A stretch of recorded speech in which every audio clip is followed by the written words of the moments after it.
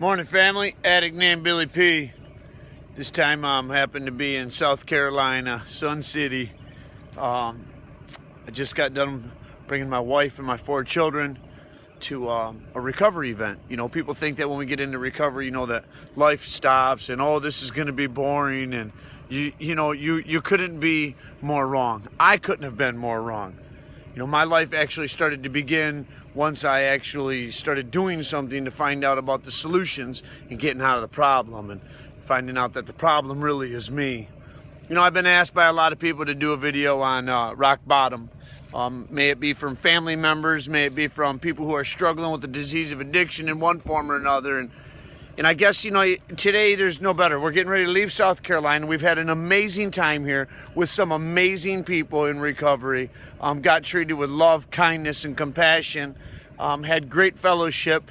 And we now have a network in South Carolina that I know that when I'm in a hard time, when I'm struggling, if I need some assistance and I'm anywhere near here, I got a handful of brothers that I can call from South Carolina, and they're going to be there to help old Billy P out, struggling with whatever I'm struggling with. That's how it works. What a concept, huh? The therapeutic value of one addict helping another is without parallel. You know what that means? It means there's no comparison. Nobody can help me better than somebody else who's in recovery. It's part of a process. You know, I had to begin that process when I finally hit rock bottom. I work with a lot of codependent people. I work with a lot of enabling people. I work with a lot of families who have addicts within the families. I not only help the addicts, but I do my best to help the families. If the addict doesn't want the help and the family wants the help, then it's my job to take away from that addict their get high free card. You know, I keep telling people I will never keep an addict from the best gift that I've ever been given, which is the gift of desperation. Because it wasn't until I hit that point of desperation that I became willing to ask for help, become open-minded to think that maybe my way definitely is wrong. Maybe there's a better way. You know, when we got here to South Carolina, I was, going to think about doing a different video, but then I got more messages saying, hey, what about rock bottom? A lot of family members think, I can't believe that my addict's not found rock bottom yet, Billy. What is rock bottom? What's it going to take for this addict to find rock bottom? And, I had to think to myself a while back about what my rock bottom was, honestly, truly. My rock bottom wasn't one event, okay? People think, and a lot of people think this, they think that it's going to be a crazy catastrophe, a horrible event, a bad accident, something life-changing is going to take place that's going to become the addict's rock bottom. That's not the way that it was for me. I was in a bad car accident, 94 going into 95. I woke up 7 days later at Hurley Hospital. I lost my left kidney. My spleen severely damaged. I have a chip in my left hip. My lungs collapsed twice. You would think that would have been my rock bottom, near death. It wasn't. I laid in that hospital bed for a month. I went to physical therapy. I walked with a cane. Then I started walking on my own. And I went right back to doing everything that I said I would never do. Imagine this, if nothing changes, then nothing changes. Getting thrown out of my parents' house wasn't my rock bottom. Being jobless wasn't my rock bottom. Being shot in downtown Flint in the alleys wasn't my rock bottom.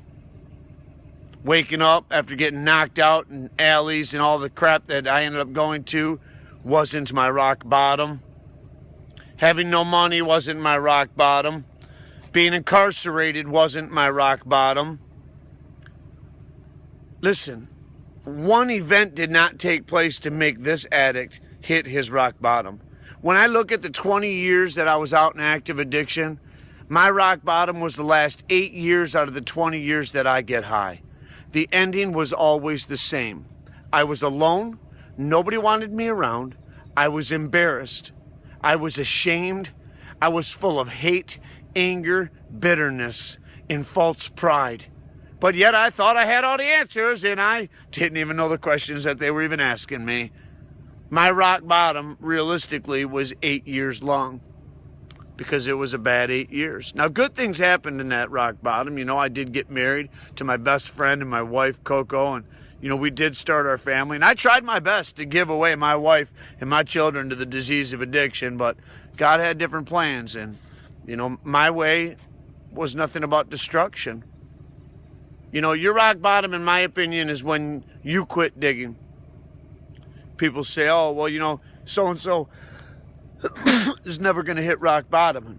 I think to myself, well, you know, we say jails, institutions, and death. Sometimes people's rock bottoms are, I'm sorry to say, but death. Sometimes rock bottom is jail. Sometimes rock bottom is the institutions. It wasn't that way for me. Physically, I was alive. Spiritually and emotionally and mentally, I was dead. My rock bottom was a combination, and it was 8 years long. I tell people when they ask me about their rock bottom, and I say, listen, you know, it doesn't have to be a huge event. You don't have to be shot. You don't have to be stabbed. You don't have to be beat down. You don't have to do all the things that I've already done. First of all, I've already done it for you. If you want to know anything about that, just call me up and I'm going to share it with you now. I'll let you know how much not fun it was going through all of that. I tell people, you want to hit rock bottom? Put the shovel down. This dope fiend really believes that your rock bottom is when you quit digging it. I quit digging mine on November 11th, 2004, 4,178 days ago. That's when I quit digging. I went into a boxing ring and I hung the gloves in the corner of that ring, and I placed a shovel in the corner of that ring, and I walked away. And what I did is I retired. I got no business putting those gloves on no more, people. I tried to be a successful drug addict. I can't. It's impossible for me. It never works out. Every time I pick up, I can't stop using until the police tell me why I gotta stop using. But when I hung up my gloves, November 11th, 2004, I also placed a shovel in the corner of that ring. And by me placing a shovel in the corner of that ring, that, my friends, represents this dope fiend's rock bottom. I'm done digging. I'm done. I don't have to dig it any deeper. Now I come into the rooms of recovery, and these people are going to help me and understand about a 12-step program, understand about a sponsorship family, understand about a fellowship, understand about unconditional love, talk and get honest and build an intimate relationship with another man, because he's going to help me with things that are going on. I never would have told you I could have done that. Me and my wife and my kids, we drove 16 hours from Michigan to be here in South Carolina. I spoke Saturday night at a campfire. We had a countdown at the end of that campfire. It was an amazing opportunity for me to be of service. But not only that, I love the unity that I have found down here in South Carolina. They have got an amazing fellowship. We were greeted with love, kindness, and treated with respect and welcomed as family our entire trip. We've met some amazing people. We look forward to coming back next year. Maybe the weather will be a little bit nicer, but hey, I'm not going to complain. I'm about ready to jump my truck, head back to Michigan. They've got snow and it's cold. It is what it is. Rock bottom, people. Rock bottom does not have to be a tragic event. Your rock bottom can be right now. You make the decision to put the shovel down and quit digging. And congratulations, you've hit rock bottom. I've had that smile and that twinkle in my eye now ever since I've accepted rock bottom, decided to do something about it. I haven't had a bad day since November 11th, 2004. I've had some bad moments. In fact, I've had a lot of bad moments. I will not allow bad moments to become a bad day. I'm not better than anybody else like I used to think that I was. I'm just a sick addict trying to get better one day at a time. But I know that I'm better than any situation that comes around my way. From this addict to you. I'm standing in South Carolina. It's beautiful outside. Getting ready to ride home. I love you. You want your rock bottom? Put the shovel down and quit picking it up. Any addict can do it. Nobody is excluded. Love y'all. Bye.